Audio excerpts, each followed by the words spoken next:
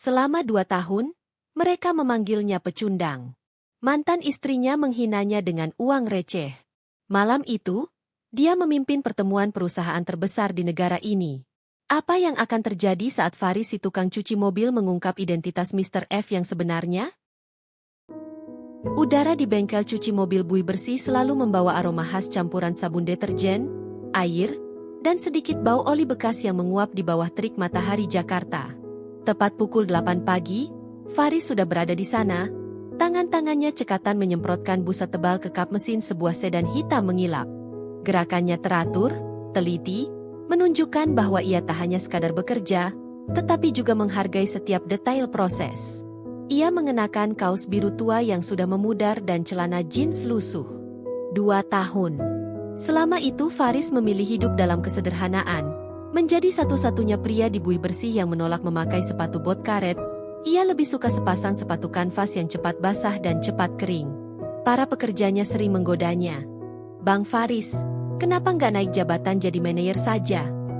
Faris hanya tersenyum tipis, senyum yang terasa sedikit hampa, dan menjawab, kenikmatan sejati itu ada di hasil kerja keras yang paling nyata. Sebuah filosofi yang ironis, mengingat kehidupan Faris yang sebenarnya sangat jauh dari bayangan itu.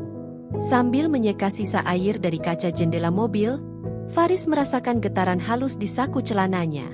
Itu adalah ponsel model lama yang ia gunakan sehari-hari, trik untuk menghindari panggilan tak terduga yang bisa membongkar penyamarannya. Ia mengabaikannya sejenak, fokus menyelesaikan pekerjaannya. Ketika mobil itu sempurna, bersih, berkilau, dan memantulkan cahaya matahari dengan indah, barulah ia mundur selangkah, menghela napas puas. Saat ia berbalik untuk mengambil ember kotor, sebuah mobil SUV berwarna merah anggur mewah memasuki area bengkel.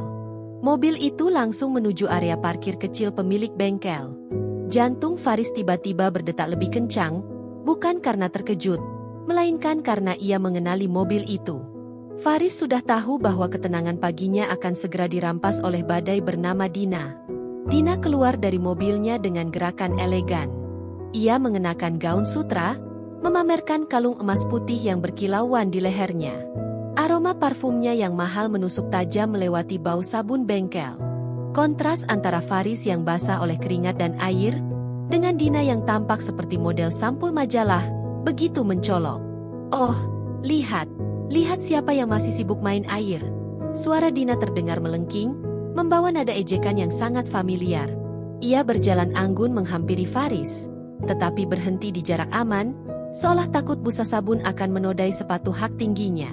Faris berusaha keras menjaga ekspresi wajahnya tetap datar. Ia membersihkan tangannya yang kotor. "Ada apa, Dina? Tidak biasanya mobilmu ke sini. Bukankah salon mobil langgananmu ada di pusat kota?" Tanyanya dengan suara tenang, hampir tanpa emosi. Dina tertawa renyah. "Astaga, Faris. Cuci mobilku di tempat seperti ini? Jangan mimpi. Aku hanya mampir. Kebetulan sekali aku sedang dalam perjalanan bisnis, dan aku melihatmu di sini. Tentu saja, aku harus berhenti. Aku perlu melihat dengan mata kepalaku sendiri, bahwa kau benar-benar tidak berubah." Ia lalu melipat tangan di dada, memindai Faris dari ujung rambut hingga ujung kaki dengan tatapan meremehkan yang sama persis seperti hari mereka menandatangani surat cerai. 2 tahun, Faris. 2 tahun berlalu, dan kau masih berkubang di sini, mencium bau air kotor dan oli bekas. Kau tahu? Terkadang aku bertanya-tanya, apakah ini hukuman karmamu karena telah menyia-nyiakan kesempatan denganku?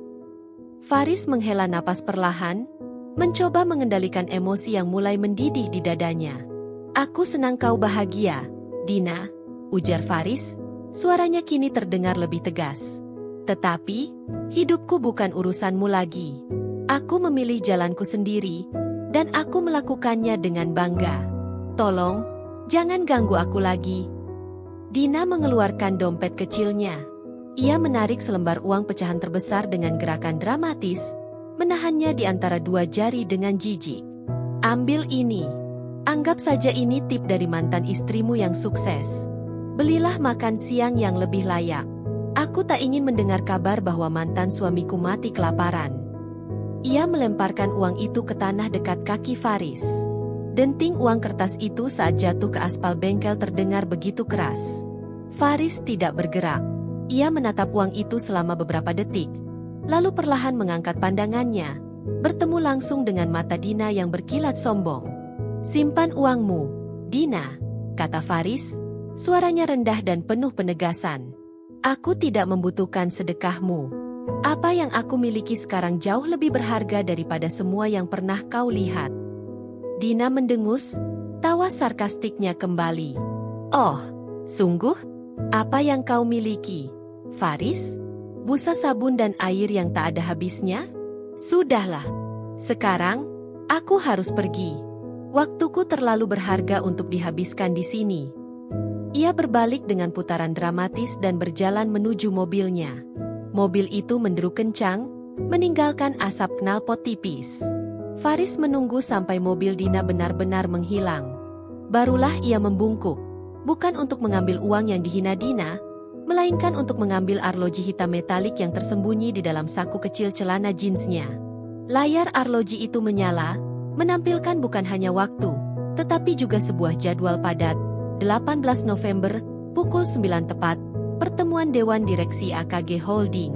Di bawahnya, terdapat notifikasi pesan.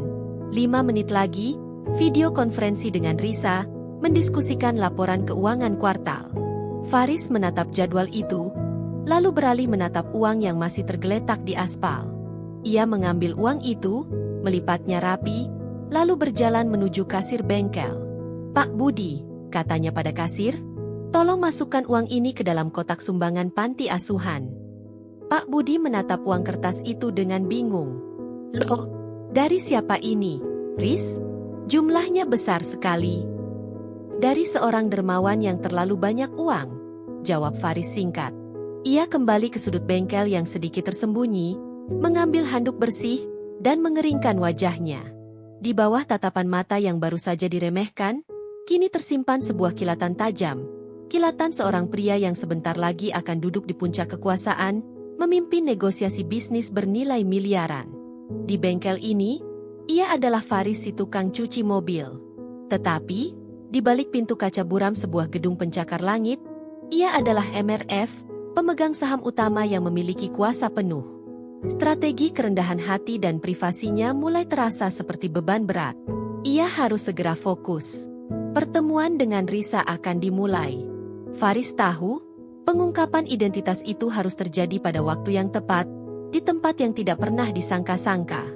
Pekerjaan di Bui Bersih berlanjut seperti biasa, seolah drama singkat dengan Dina tidak pernah terjadi. Faris menyelesaikan sisa mobil yang harus ia tangani, tetapi pikirannya jauh dari kesibukan mencuci. Hinaan Dina, terutama tentang Maladewa dan pecundang, menggali luka lama yang ia kira sudah sembuh. Lampu merah di persimpangan kenangan itu kembali menyala, memaksanya menoleh ke belakang. Faris dan Dina menikah di usia yang relatif muda. Bukan cinta pandangan pertama, tetapi kesamaan ambisi. Atau, setidaknya, Faris mengira itu adalah ambisi yang sama. Bagi Faris, ambisi berarti membangun sesuatu dari nol dengan keringat. Bagi Dina, ambisi berarti mencapai puncak dengan jalan pintas. Atau, lebih tepatnya, melalui koneksi yang tepat dan materi yang berlimpah. Hubungan mereka retak perlahan, seperti cat yang mengelupas dari dinding usang. Faris, saat itu, sudah memiliki dasar kekayaan yang diwariskan oleh mendiang ayahnya, seorang industrialis sukses yang memilih hidup tersembunyi. Namun, Faris, didorong oleh prinsip kerendahan hati ayahnya, memilih untuk mengelola aset tersebut dalam bayang-bayang, menggunakan identitas MRF. Ia ingin melihat apakah Dina akan mencintainya sebagai Faris yang biasa, Faris yang tanpa embel-embel kekayaan. "Aku lelah, Faris." Kenang Faris akan ucapan Dina di hari perpisahan, beberapa bulan setelah pernikahan mereka. "Kita tidak akan kemana-mana. Kau hanya puas dengan pekerjaan biasa dan mimpi yang tidak jelas. Sementara semua temanku suaminya sudah punya perusahaan sendiri. Kau hanya punya mimpi untuk menjadi biasa saja." Faris tidak pernah menjelaskan tentang AKG Holding, tentang saham mayoritas yang ia pegang, atau tentang kekayaan yang bisa melimpahkan segalanya pada Dina. Ia memilih diam, membiarkan Dina pergi dengan asumsi bahwa ia adalah pria yang gagal. Perpisahan itu terasa sakit, tetapi juga membebaskan. Itu mengkonfirmasi bahwa Dina mencintai status sosial, bukan dirinya. Faris menyentuh pergelangan tangannya, tempat arloji canggih itu tersembunyi di balik kaos lusuhnya. Arloji itu bergetar lagi. Kali ini bukan panggilan, melainkan pengingat lokasi. Faris harus segera pergi. Pak Budi, saya izin pergi sebentar. Pamit Faris pada pemilik bengkel. Ada urusan pribadi yang harus diselesaikan. Oh, tentu, Riz. Jangan lupa, sore ini ada kiriman deterjen baru. Jawab Pak Budi, tak peduli. Faris segera berganti pakaian, celana pendek dan kaos polo polos, agar tidak terlalu mencolok, lalu berjalan menuju stasiun kereta bawah tanah. Ia sengaja menghindari mobil pribadi. Kereta bawah tanah adalah tempat Faris bisa menjadi anonim. Saat ia menunggu kereta, perhatiannya tertuju pada sebuah sedan mewah hitam pekat yang berhenti tepat di jalur samping stasiun. Kaca jendelanya sedikit terbuka. Di kursi belakang, duduk seorang pria paruh baya yang mengenakan setelan bisnis mahal. Matanya tampak familiar. Pria itu, yang Faris kenal sebagai Tuan Edward, seorang eksekutif bisnis kelas atas di industri telekomunikasi, tiba-tiba tersenyum tipis ke arah Faris. Faris tertegun. Ia yakin Tuan Edward pasti mengenali dirinya sebagai MRF. Keduanya pernah menghadiri pertemuan board yang sangat rahasia beberapa bulan lalu. Tuan Edward mengangguk kecil. Hampir tidak terlihat. Sebuah isyarat penuh arti. MRF, bisiknya pelan, cukup keras untuk didengar Faris, tetapi tidak cukup keras untuk menarik perhatian orang lain di peron. Faris membalas anggukan itu dengan sangat singkat, ekspresinya tetap netral, seolah ia hanya membalas sapaan orang asing. Ia merasakan tekanan meningkat. Keberadaan Tuan Edward di sini adalah pengingat bahwa dua dunianya, dunia bursa sabun dan dunia saham, semakin sulit untuk dipisahkan. Tuan Edward kemudian melemparkan sesuatu yang kecil dan mengilap dari jendela mobilnya ke kaki Faris. Benda itu mendarat lembut. Faris melihatnya. Itu adalah kartu nama elegan dengan logo emas yang dicetak timbul. Logo yang sangat ia kenali sebagai logo perusahaannya sendiri. Di baliknya, tertulis tangan, waspada. Mereka sudah mulai bergerak. Jaga privasimu. Jantung Faris mencelos. Mereka. Itu merujuk pada pesaing bisnisnya, termasuk Adrian, yang telah lama mengincar posisi dan aset Faris. Tepat saat itu, kereta tiba dengan deru keras, menghentikan kesempatan Faris untuk membalas sapaan atau bertanya lebih lanjut pada Tuan Edward. Mobil mewah itu pun melaju cepat, menghilang di kemacetan kota. Faris segera masuk ke dalam gerbong, kartu nama itu ia genggam erat di saku celananya. Malam ini, ia harus bertemu dengan Risa di kantor rahasianya. Kerendahan hati yang ia jaga mati-matian kini bukan lagi sekadar prinsip, melainkan perlindungan strategis. Jika mereka tahu Faris si tukang cuci mobil adalah MRF, penyamarannya akan runtuh. Dan yang lebih penting, ia harus memastikan Dina dan rekan barunya tidak tahu-menahu tentang identitas ganda ini.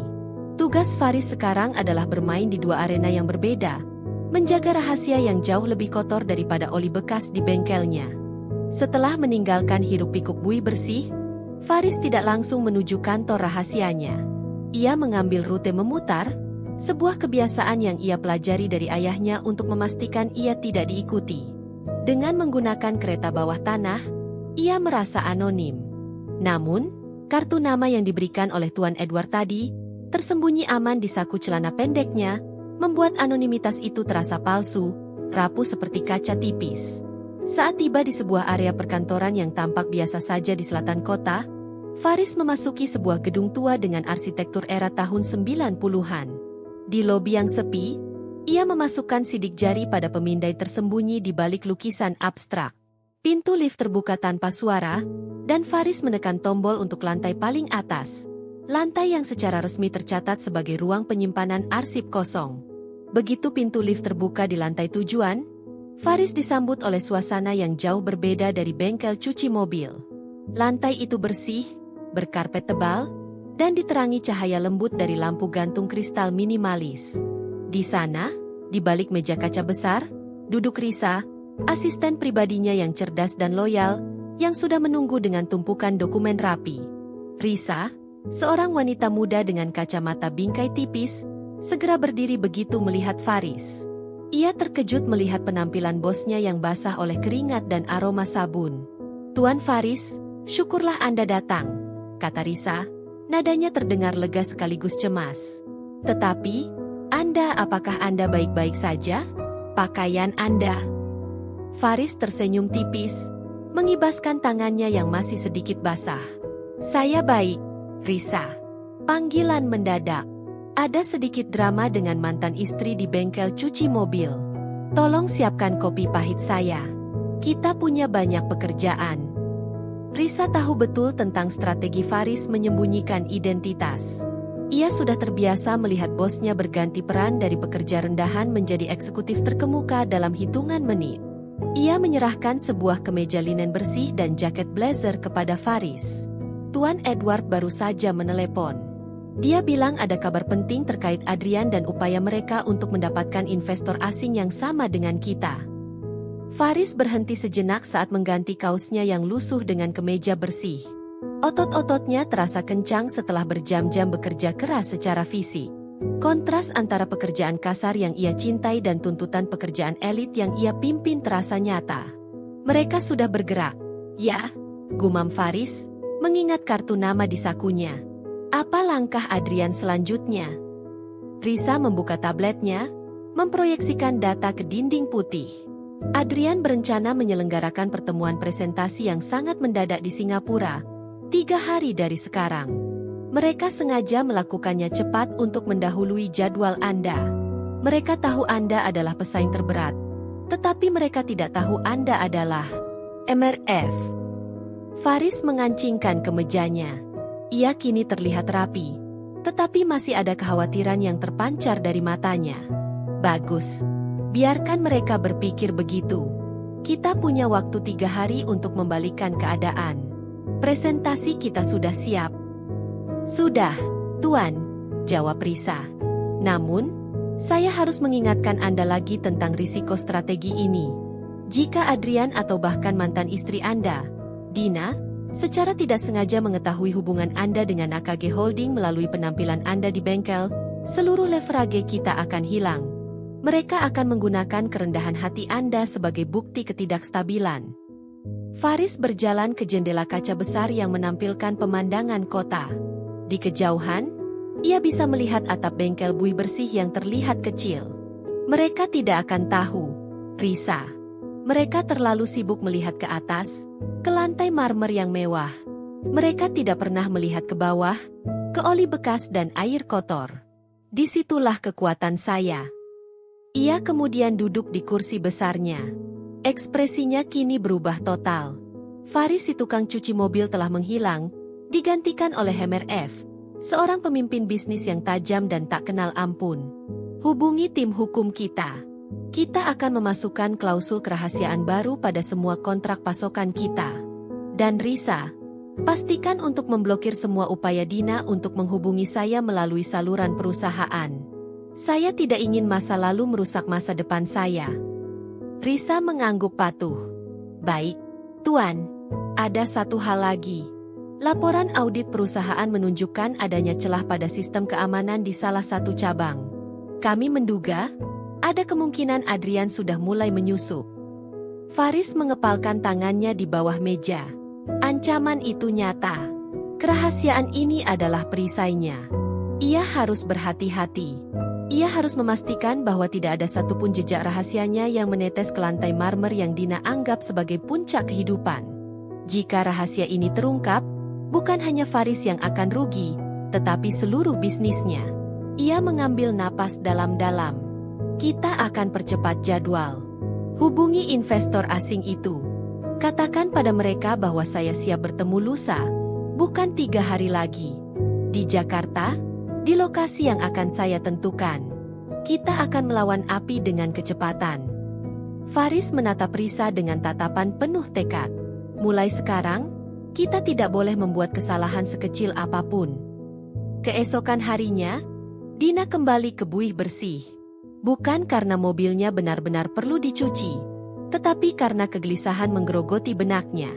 Perkataan Faris kemarin, apa yang aku miliki sekarang jauh lebih berharga daripada semua yang pernah kau lihat, terus berputar di kepalanya, menimbulkan keraguan yang jarang ia rasakan.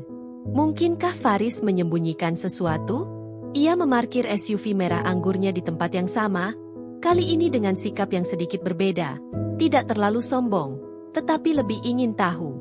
Ia mencari Faris. Pria itu sedang membersihkan kaca depan sebuah truk kecil. Gerakannya masih teliti, tak menunjukkan sedikitpun aura seorang pebisnis sukses. Dina harus mengakui, Faris memang ahli dalam mencuci mobil. Dina mendekati Faris perlahan, aroma parfumnya yang mahal kini terasa kurang berkuasa di tengah bau deterjen. Faris, sapanya, suaranya lebih lembut dari sebelumnya. Faris mendongak, matanya sedikit menyipit. Kau lagi, Dina? Aku pikir kau bilang waktumu terlalu berharga untuk dihabiskan di sini. Aku hanya mampir sebentar, elak Dina, mencoba tersenyum menawan, sebuah trik yang dulu selalu berhasil. Aku ingin tahu, apa yang kau maksud kemarin? Tentang apa yang kau miliki, yang jauh lebih berharga dariku. Faris menghela napas, menyandarkan alat pembersihnya. Kenapa tiba-tiba kau peduli, Dina? Bukankah kau sudah bahagia dengan hidupmu yang mewah itu? Dina merangkai kebohongan dengan cepat. Tentu saja aku bahagia. Aku sukses, Faris.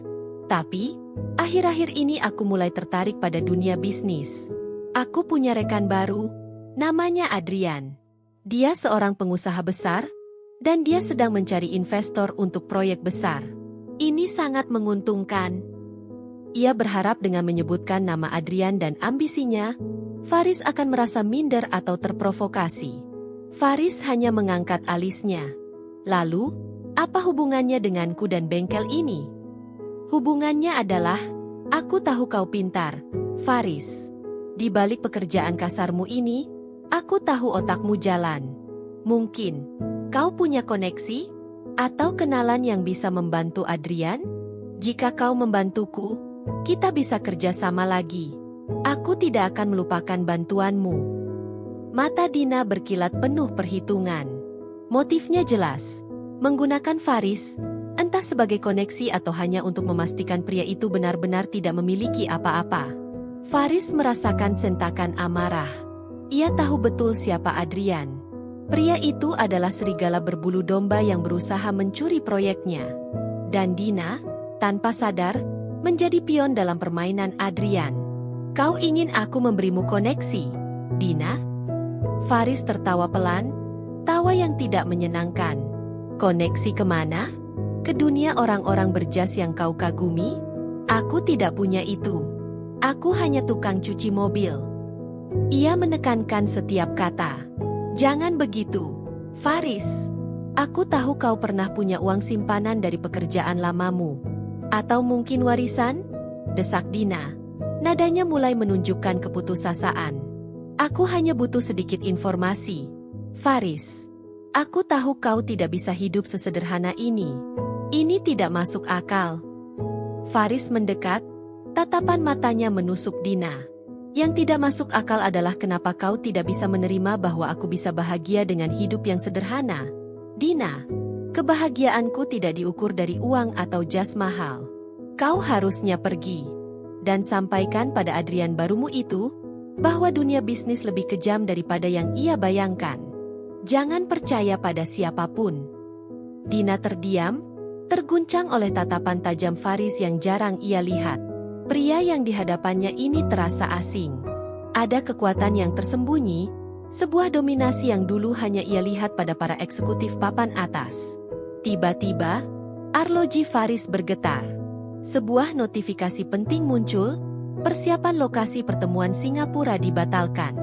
Konfirmasi lokasi baru, nama gedung Faris di Jakarta, lusa. Faris segera memutar punggungnya, membelakangi Dina, seolah-olah ia harus segera pergi. Aku sibuk, Dina. Aku punya truk yang harus diselesaikan sebelum sore. Tolong, jangan datang lagi. Dina melihat punggung Faris menjauh, merasakan kekalahan. Ia tak mendapatkan apa-apa. Justru, Faris memberinya peringatan samar tentang Adrian.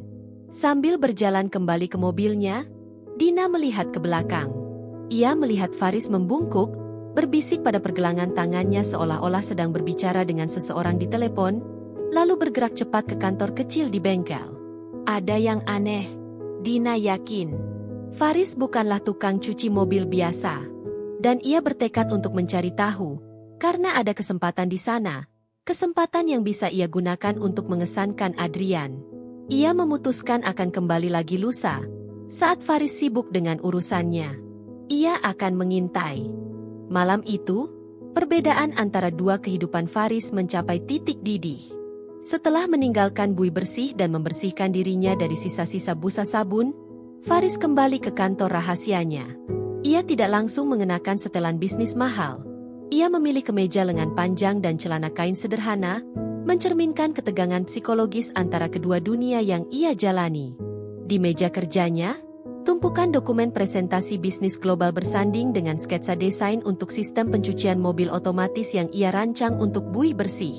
Jeda antara mencuci mobil dan memimpin perusahaan multinasional itu terasa begitu tipis, nyaris tak terlihat. Ia harus menjaga agar dua sisi kehidupannya ini tidak saling menodai. Risa, asistennya yang cekatan, masuk membawa 2 cangkir kopi hitam pekat. Ia melihat bosnya tampak lelah, tetapi matanya tetap memancarkan ketajaman yang tidak bisa disembunyikan. Tuan, laporan keuangan kuartal ini sudah siap. Semua menunjukkan hasil yang sangat bagus. Tetapi saya khawatir dengan jadwal besok. Anda harus melakukan uji coba presentasi selama 3 jam penuh. Lalu sorenya, Anda diminta Pak Budi untuk memimpin pelatihan penggunaan deterjen baru di bengkel. Itu jadwal yang sangat padat. Faris menyesap kopi pahitnya. Ia menutup mata sejenak, membiarkan aroma kopi menghilangkan sisa kelelahan fisik. Aku harus melakukannya. Risa, keseimbangan ini adalah kunci. Jika aku mengabaikan buih bersih, mereka di sana akan curiga. Jika aku mengabaikan Nakage Holding dan persiapan ini, Adrian akan merebut segalanya. Risa meletakkan dokumen kartu nama yang diberikan Tuan Edward sehari sebelumnya. Adrian semakin agresif. Ia mulai menyebarkan rumor di kalangan investor asing bahwa perusahaan kita tidak memiliki pemimpin yang stabil, atau bahkan, bahwa pemimpinnya adalah sosok yang misterius dan tidak berpengalaman. Mereka sengaja menciptakan keraguan. Dia menjual cerita.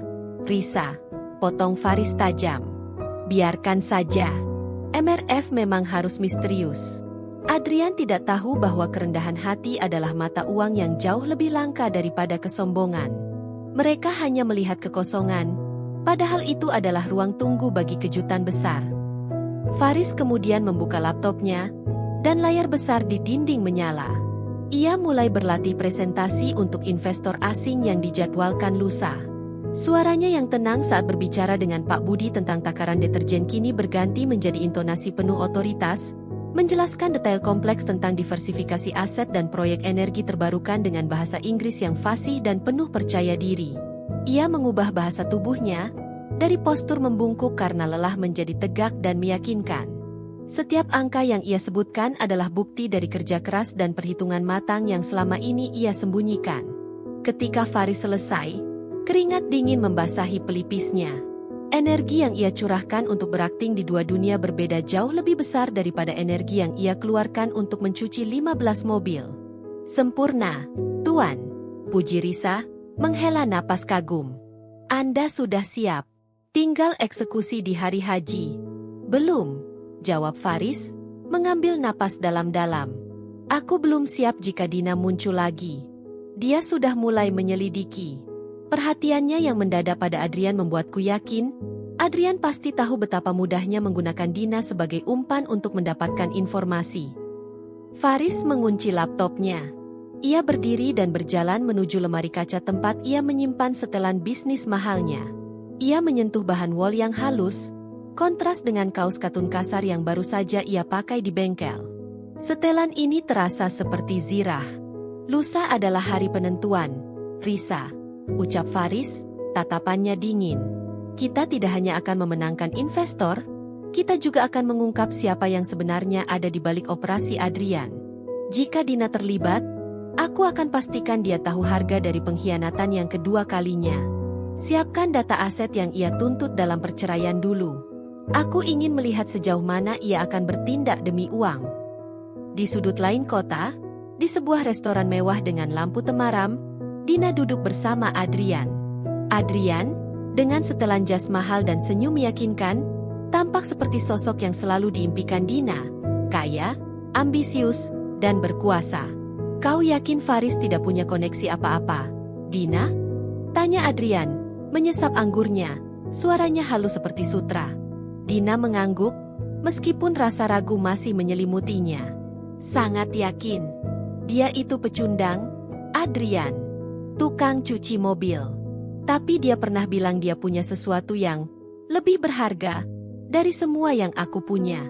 Aku hanya butuh tahu apa yang ia sembunyikan. Mungkin itu bisa kita gunakan sebagai jaminan.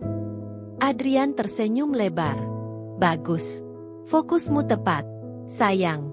Lusa, aku akan terbang ke Singapura untuk presentasi penting. Aku yakin aku bisa meyakinkan investor itu untuk meninggalkan AKG dan beralih ke perusahaan kita. Dan jika Faris si tukang cuci itu menghalangi, kita singkirkan dia. Dina memaksakan senyum, tetapi bayangan wajah Faris yang penuh tekad dan peringatan samarnya tadi kembali menghantui. Ia merasa menjadi bagian dari sesuatu yang jauh lebih besar dan berbahaya. Sebuah permainan yang mungkin melampaui kemampuan pengendaliannya. Keterlibatannya dengan Adrian kini tak terhindarkan. Dan ia hanya bisa berharap ini akan membawanya pada kehidupan yang ia impikan, bukan pada kehancuran. Ia sudah terlalu jauh melangkah untuk mundur. Keesokan harinya, Faris tidak mengunjungi Buih Bersih. Hari itu adalah 18 November, tanggal yang tertera di arloji canggihnya. Ia mengisolasi diri di kantor rahasianya sejak subuh, bukan sebagai tukang cuci mobil yang bau deterjen, melainkan sebagai MRF, pemegang kuasa penuh AKG Holding. Ia mengenakan setelan bisnis berwarna abu-abu gelap, dasi sutra biru tua, dan sepatu kulit yang mengilap sempurna. Semua disiapkan Risa dengan cermat. Transformasinya fisik dan mental kini tuntas. Di lobi gedung pencakar langit tempat kantor Faris berada, ketegangan terasa nyata. Para eksekutif berpakaian rapi, berbicara dengan nada rendah, dan semua mata tertuju pada ruang rapat utama, di mana pertemuan krusial dengan investor asing dari Eropa akan menentukan masa depan proyek energi terbarukan perusahaan. Sementara itu, di lantai atas, Faris duduk di kursi kepala meja, di samping Risa. Ia terlihat tenang, tetapi di balik ketenangannya, ia memegang kartu nama Tuan Edward. Ia tahu, Adrian pasti sudah menyebarkan kebohongan di detik-detik terakhir. Investor sudah tiba, Tuan. Mereka meminta negosiasi segera dimulai. Bisik Risa, tangannya memegang tablet berisi data real-time. Suruh mereka masuk, Risa. Perintah Faris, suaranya dalam dan penuh otoritas. Pintu ganda ruang rapat terbuka. 4 investor asing, dipimpin oleh seorang wanita tegas bernama Miss Helena, memasuki ruangan. Dan di belakang mereka, mengekor 2 sosok yang Faris kenal dengan baik. Faris merasakan gejolak kecil di perutnya. Ia benar-benar tidak menduga ini. Pertama, Adrian. Pesaing utamanya itu masuk dengan senyum percaya diri palsu. Tetapi senyum itu langsung membeku saat Adrian melihat siapa yang duduk di kursi kepala. Adrian tampak siap untuk menyabotase negosiasi dari awal. Namun, Adrian tidak mengenali Faris. Dia hanya mengenali MRF, sosok misterius yang ia yakini tidak akan muncul di pertemuan ini. Kedua, di samping Adrian, adalah Dina. Dina datang sebagai pendamping bisnis Adrian, berharap memanfaatkan kesempatan untuk bertemu langsung dengan investor kelas dunia. Mata Dina terbelalak, bukan karena kekaguman pada kemewahan ruangan, melainkan karena kebingungan total. Ia sedang memindai seluruh ruangan, mencari MRF atau pimpinan AKG Holding yang ia dengar sangat berpengaruh. Tetapi yang ia lihat hanyalah seorang pria asing yang duduk di ujung meja. Adrian berdeham, mencoba menutupi keterkejutannya. Ia menghampiri Miss Helena. Miss Helena, sungguh kebetulan. Saya dengar Anda akan bertemu dengan pimpinan AKG ini. Saya kebetulan berada di Jakarta untuk urusan bisnis, dan ini rekan saya, Dina. Kami hanya ingin menyambut dan mengingatkan Anda agar berhati-hati dengan siapapun yang misterius. Miss Helena mengabaikan Adrian dan berjalan lurus menuju kursi di seberang Faris. Ia tersenyum, bukan pada Adrian, melainkan pada Faris. MRF, senang akhirnya bertemu langsung, ujar Miss Helena dengan aksen Eropa yang kental. Badai telah dimulai. Dina tersentak. Ia menoleh ke arah pria berjas itu, pria yang dipanggil Miss Helena sebagai Mr. F. Pria itu bangkit berdiri. Wajahnya, matanya, posturnya, semuanya tiba-tiba terasa familiar dan asing secara bersamaan. Adrian, yang tadinya hendak menyela, kini terdiam. Ia menatap sosok itu dari atas ke bawah, mencoba memecahkan misteri wajah yang terasa akrab, tetapi tidak mungkin. Pria di depannya ini adalah tokoh legendaris yang mengendalikan AKG Holding dari bayangan. Tidak mungkin. Miss Helena, Tuan Adrian, sapa Faris dengan suara tenang dan penuh kendali. Sebuah suara yang sama sekali berbeda dari Faris si tukang cuci mobil yang sering bercanda dengan Pak Budi. Selamat datang. Silakan duduk. Saya adalah Faris. Atau seperti yang Miss Helena katakan, Anda bisa memanggil saya MRF.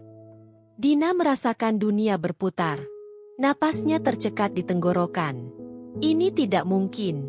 Pria itu, pria dengan setelan mahal yang memancarkan kekuasaan dan kekayaan mutlak, adalah mantan suaminya. Tukang cuci mobil yang ia hina kemarin dengan uang receh. Adrianlah yang bereaksi paling keras. Wajahnya pucat pasi, menatap Faris dengan campuran rasa takut dan penghinaan yang luar biasa. Kau Faris? Tukang cuci mobil. Adrian tertawa gugup, mencoba meyakinkan dirinya sendiri bahwa ini adalah lelucon buruk. Faris hanya menatap balik Adrian dengan tatapan tajam, tanpa emosi. "Yah, Tuan Adrian," jawab Faris dingin, sambil membalik kartu nama di mejanya. "Saya Faris. Dan benar, sampai kemarin sore, saya adalah tukang cuci mobil di Buih Bersih. Tetapi hari ini, saya adalah pemegang saham mayoritas AKG Holding. Dan sepertinya, Tuan Adrian, Anda telah membawa rekan yang tidak tahu malu, mantan istri saya, untuk memata-matai bisnis saya." Adrian tersentak. Sementara Dina hanya bisa berdiri mematung, gemetar di ambang pintu, menyadari sepenuhnya betapa bodoh dan kejamnya ia selama ini. Ia telah menghina miliaran dolar dengan selembar uang receh. Hening di ruang rapat itu jauh lebih memekakan daripada deru mesin mobil di Buih Bersih. Dina berdiri membeku di ambang pintu, sementara Adrian tampak seperti patung lilin yang mulai meleleh. Pengakuan Faris, diucapkan dengan ketenangan seorang eksekutif yang memegang kendali penuh, telah menghancurkan seluruh realitas mereka. Miss Helena, investor utama, menatap Adrian dan Dina dengan pandangan jijik. "Jadi, Tuan Adrian," katanya dingin, beralih pada Faris, "apakah ini yang Anda maksud dengan pemimpin AKG tidak stabil? Anda berusaha menggunakan mantan istri beliau untuk memata-matai?" Adrian segera memaksakan senyum, berusaha menyelamatkan diri. Tidak, Miss Helena. Ada kesalahpahaman. Faris maksud saya, MRF, ini adalah strategi yang luar biasa. Dia sedang melakukan due diligence pribadi. Dia luar biasa. Kami hanya terkejut. Faris mengabaikan kepanikan Adrian. Matanya terkunci pada Dina, yang kini wajahnya memerah, antara malu dan menyadari bencana besar yang ia ciptakan. Klimaks emosional bukan terjadi karena negosiasi bisnis, tetapi karena pertarungan harga diri di masa lalu. "Duduklah, Dina," ucap Faris. Suaranya kini melunak sedikit, tetapi masih mengandung besi. "Aku rasa kau perlu mendengar ini." Dina berjalan perlahan, langkahnya berat, mengambil kursi terjauh dari Adrian. Air mata sudah menggenang di matanya, bukan air mata penyesalan sejati atas hinaan yang ia lontarkan, melainkan penyesalan atas peluang besar yang telah ia buang. Faris kemudian memulai presentasinya, bukan tentang data dan angka, tetapi tentang alasannya menyembunyikan identitas. Ia berbicara selama 5 menit tanpa jeda. Setiap kata menusuk tepat ke inti masalah. 2 tahun lalu, Faris memulai. Nadanya menceritakan sebuah kisah. Saya mewarisi AKG Holding dari ayah saya. Beliau berpesan, seorang pemimpin sejati harus memahami nilai kerendahan hati dan kesetiaan. Saya memilih untuk menguji dunia, memilih hidup di tengah, menjadi tukang cuci mobil. Ia menyentuh kerah jasnya. Di sana, saya belajar. Saya belajar bahwa banyak orang yang Anda anggap berharga hanya tertarik pada kemewahan dan status. Saya juga belajar bahwa kejujuran dan kerja keras sejati seringkali ditemukan di tempat yang paling diremehkan, seperti di bengkel mobil yang bau oli. Saya memimpin perusahaan ini dari bengkel, menggunakan arloji ini untuk rapat daring dan merancang strategi di antara jadwal mencuci. Miss Helena dan para investor mendengarkan dengan saksama, terkesan oleh kisah unik dan filosofi kepemimpinan Faris. Kemudian, Faris menatap langsung ke arah Dina, tatapan yang menembus jiwanya. Dan di sana, saya bertemu kembali dengan seseorang dari masa lalu saya, seseorang yang saya cintai, yang pernah meninggalkan saya karena menganggap saya tidak cukup baik, tidak cukup kaya, tidak cukup ambisius. Orang itu, yang kini duduk di sini, memilih untuk menilai saya hanya dari penampilan saya. Ia meremehkan saya. Ia menghina pilihan hidup saya. Ia bahkan melempar uang receh di kaki saya. Dina menundukkan kepala, dadanya terasa sakit. Pengungkapan penuh ini jauh lebih memalukan daripada yang ia bayangkan. Adrian, melihat Faris mendapatkan simpati, mencoba menyela. MRF, itu masalah pribadi. Kita bicara bisnis. Ini adalah bisnis, Adrian, balas Faris tajam. Bisnis adalah tentang integritas dan kepercayaan. Miss Helena, bagaimana Anda bisa percaya pada seseorang seperti Adrian, yang berusaha merusak reputasi pemimpin AKG dengan kebohongan, dan yang menggunakan wanita yang tidak tahu apa-apa hanya demi keuntungan pribadi? Faris kemudian menyerahkan selembar dokumen kepada Miss Helena. Adrian berencana memblokir proyek energi terbarukan Anda agar dana mengalir ke proyeknya. Bukti ada di sini. Adrian melompat berdiri. Itu fitnah. Silakan bantah dengan data audit, Adrian, tantang Faris, dengan senyum yang sangat berbahaya. Miss Helena melirik dokumen itu sebentar, lalu menutupnya. Ia tersenyum, kali ini tulus, kepada Faris. MRF, Anda tidak hanya menjual proyek, Anda menjual filosofi. Anda menguji kami, dan Anda menguji dunia. Saya rasa kami sudah menemukan mitra yang tepat. Integritas Anda jauh lebih berharga daripada semua data yang Adrian miliki. Adrian terhuyung mundur. Rencananya hancur total. Ia menoleh ke Dina, yang hanya bisa menatap Faris dengan mata penuh penyesalan yang terlambat. Faris, setelah memenangkan negosiasi terbesar dalam karirnya, kembali menatap Dina. Topengnya telah terlepas, dan kebenaran telah mengubah segalanya. Kini, saatnya ia membersihkan kotoran terakhir di hidupnya. Keputusan bisnis telah dibuat, dan ruang rapat seketika terasa kosong, meskipun masih dipenuhi oleh kehadiran Faris yang kini begitu mendominasi. Miss Helena dan para investor, yang terkesan dengan integritas Faris, memutuskan untuk melanjutkan penandatanganan kontrak dan beranjak keluar, meninggalkan 3 orang yang harus menghadapi konsekuensi dari pengungkapan penuh ini. Adrian, yang rencananya hancur berantakan, segera menghampiri Faris dengan wajah penuh amarah dan keputusasaan. Kau gila. Semua ini hanya sandiwara murahan? Kau menipu semua orang. Faris, kau. Saya tidak menipu siapapun, Adrian, potong Faris, suaranya tenang dan setajam pisau bedah. Ia mengambil selembar salinan dokumen yang berisi bukti konspirasi Adrian. Saya hanya memilih cara hidup yang jujur. Sementara Anda adalah penipu sejati. Semua yang Anda lakukan untuk mendapatkan investor ini, termasuk memanfaatkan mantan istri saya, adalah tindakan manipulasi. Tim hukum saya akan menghubungi Anda. Saya pastikan Anda akan mempertanggungjawabkan setiap kerugian yang Anda coba ciptakan pada AKG Holding. Adrian terdiam, menyadari bahwa ia telah kalah total, bukan hanya secara finansial, tetapi juga moral. Dengan wajah yang benar-benar hancur, ia berbalik dan melangkah cepat keluar dari ruangan, meninggalkan Dina sendirian. Dina kini mendekati Faris. Langkahnya tidak lagi anggun, melainkan gemetar dan dipenuhi penyesalan. Ia berdiri di depan meja besar itu, tempat ia melihat Faris berubah dari tukang cuci mobil yang ia hinakan menjadi seorang titan bisnis.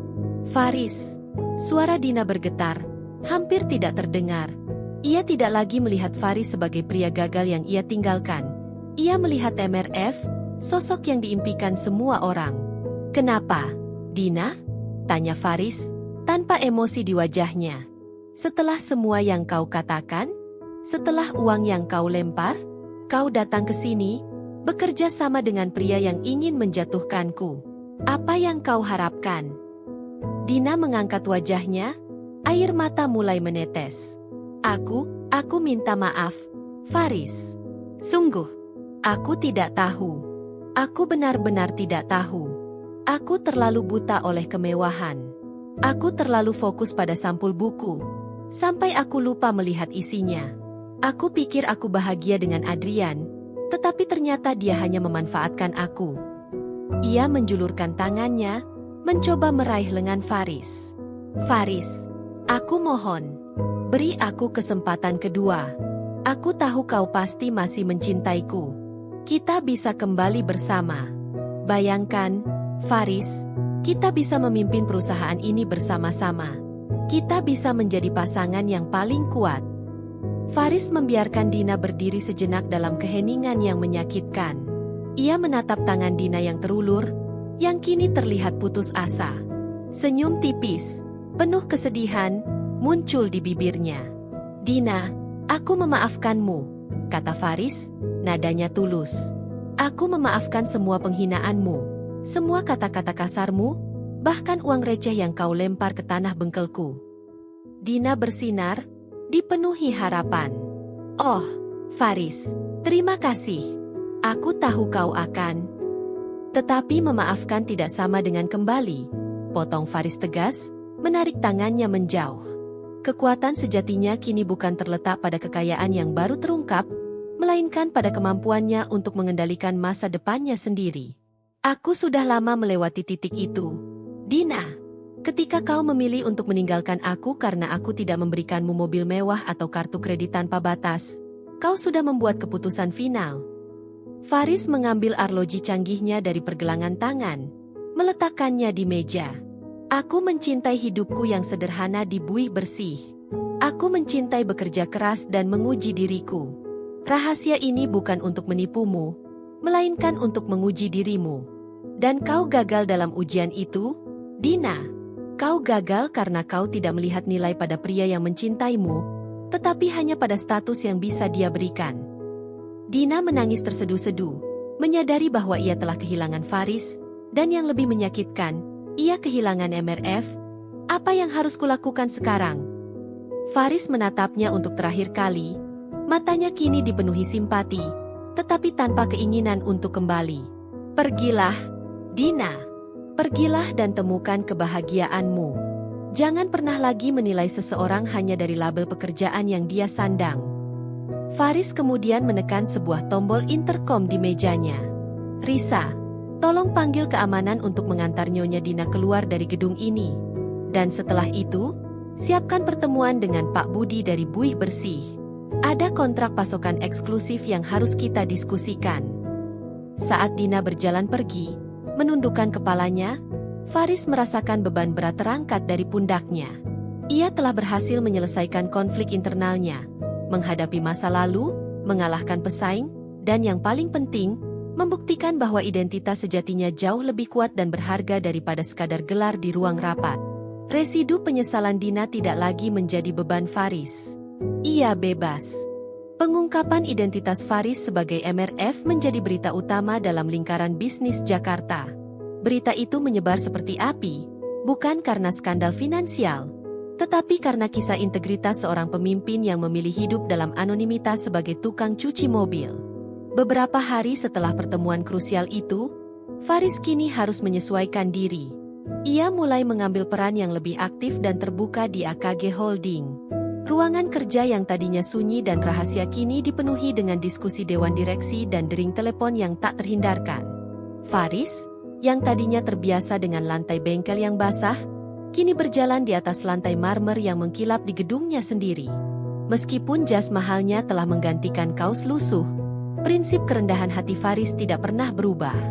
Ia tetap menuntut efisiensi, kejujuran, dan yang paling penting, menghargai setiap karyawan, dari petugas kebersihan hingga manajer tingkat atas.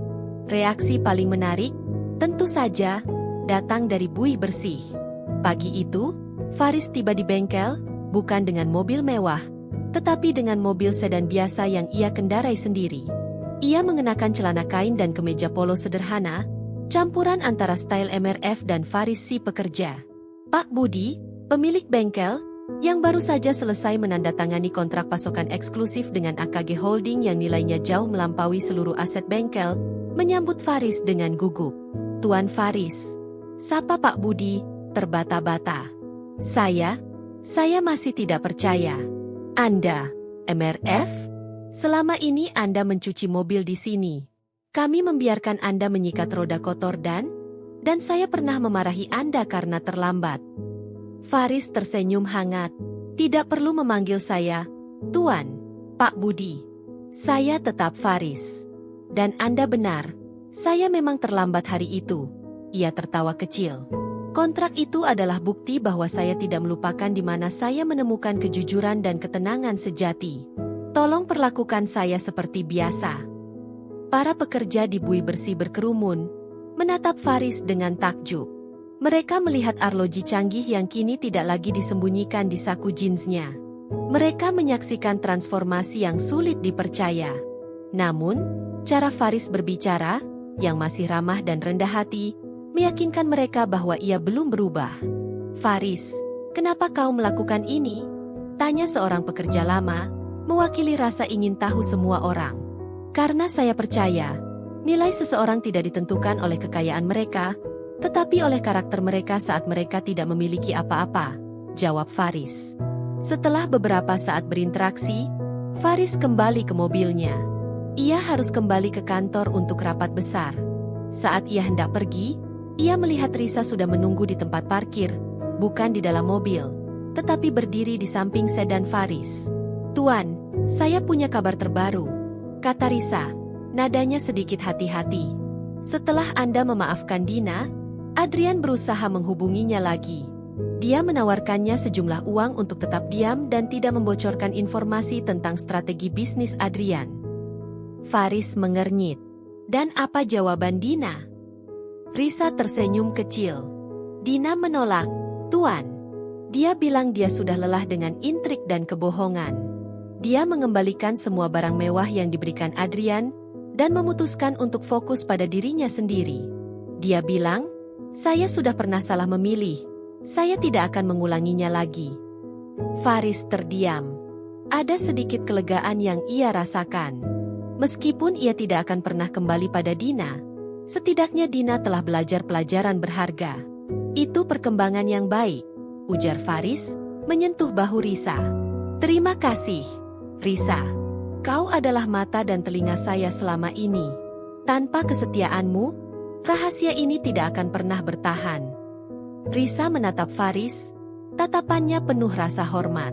"Saya tahu siapa Anda yang sebenarnya, Tuan. Tidak peduli dimanapun Anda berada, di balik oli bekas atau di lantai marmer ini.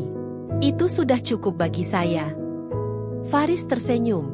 Senyum yang kali ini benar-benar tulus dan bebas dari kepura-puraan. Ia telah membersihkan masa lalu dan menetapkan batas yang jelas. Kini, ia siap melangkah ke masa depan. Tantangan berikutnya adalah bagaimana ia mengelola kekuasaannya tanpa kehilangan kerendahan hati yang telah ia pelajari dengan susah payah di buih bersih.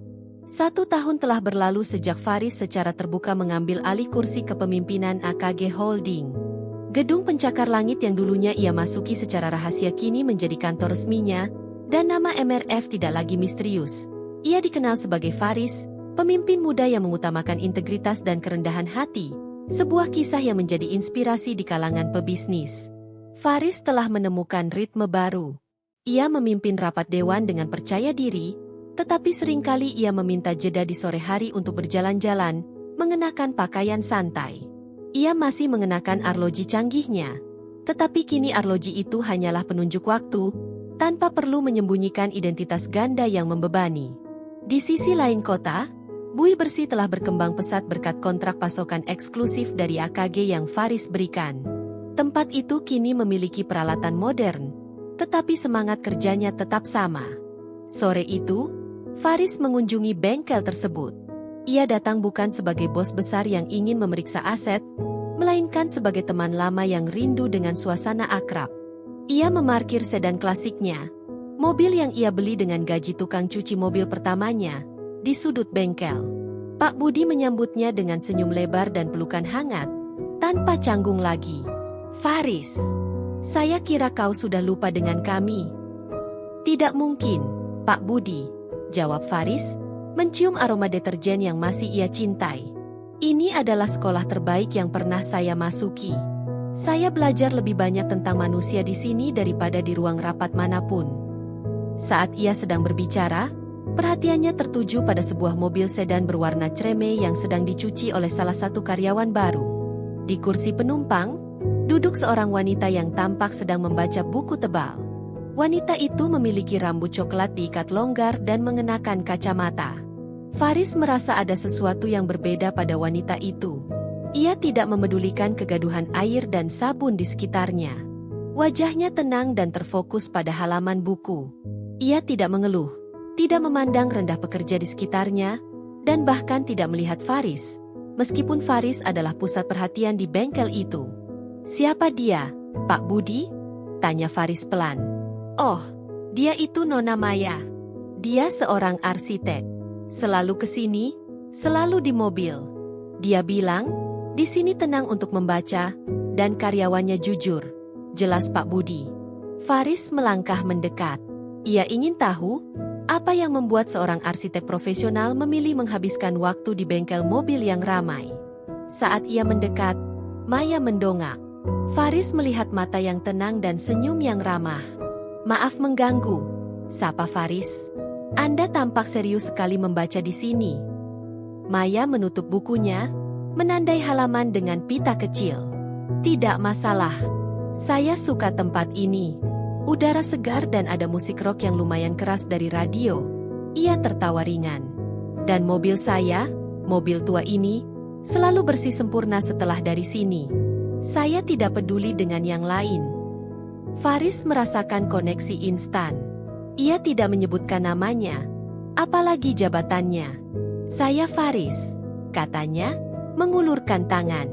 "Maya," balas wanita itu, menerima uluran tangan Faris tanpa ragu, tanpa melihat cincin mewah yang melingkar di jari Faris. Mereka berbicara tentang buku, tentang arsitektur, dan tentang betapa pentingnya menjaga integritas dalam pekerjaan. Maya tidak bertanya apa pekerjaan Faris. Ia hanya tertarik pada apa yang Faris pikirkan. Dalam percakapan singkat itu, Faris merasa dirinya adalah Faris seutuhnya, bukan MRF, bukan pula tukang cuci mobil yang diremehkan. Ia telah menemukan kedamaian dan keseimbangan. Ia menyadari bahwa strategi kerendahan hatinya di masa lalu telah membawanya pada dua hal: keberhasilan bisnis yang didasari integritas, dan pemahaman sejati tentang arti kasih sayang.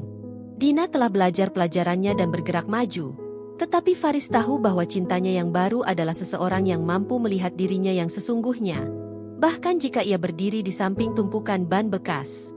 Faris tersenyum, menatap mobil sedan tua Maya yang kini berkilau sempurna. Ia telah membersihkan mobilnya dari debu dan kotoran, dan kini, ia telah membersihkan hidupnya dari ilusi dan kepura-puraan. Horizon baru telah terbuka. Faris, si pemimpin yang rendah hati, siap melangkah maju, bersama seseorang yang menerima dirinya apa adanya, di tengah bau busa sabun dan ambisi yang tak pernah padam.